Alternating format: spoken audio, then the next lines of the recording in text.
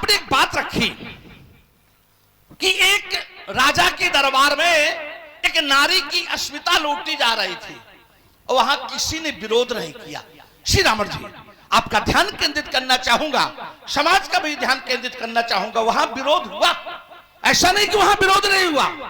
विरोध वहां कुलगुरु के द्वारा भी हुआ, विरोध वहां गुरु के द्वारा भी हुआ, विरोध वहां पितामह के द्वारा भी हुआ और विरोध वहां सचिव के द्वारा भी हुआ। और यहां तक छोड़ो, जिसके आदेश से अस्मिता लूटी जा रही थी उसके छोटे भाई का भी विरोध हुआ। बस केवल अंतर श्री रामन जी इतना रहा कि इस विरोध को किसी ने माना नहीं।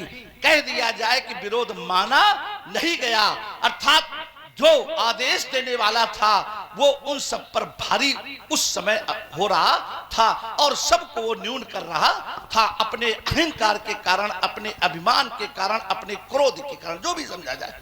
तो ये कह दिया जाए कि विरोध होता नहीं है, विरोध होता है।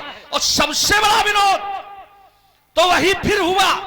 क्या हुआ कि जिसका आदेश है उसका छोटा भाई और उस राज्य का जो मंत्री पद पर प्रतिष्ठित व्यक्ति है, जो ज्ञानी है, जिसकी नीति प्रचारित है, वो समाज को छोड़ के चला जाता है। और मैं समझता हूं अगर कोई व्यक्ति समाज छोड़ करके चला जाए तो इससे बड़ा फिर कोई दूसरा विरोध,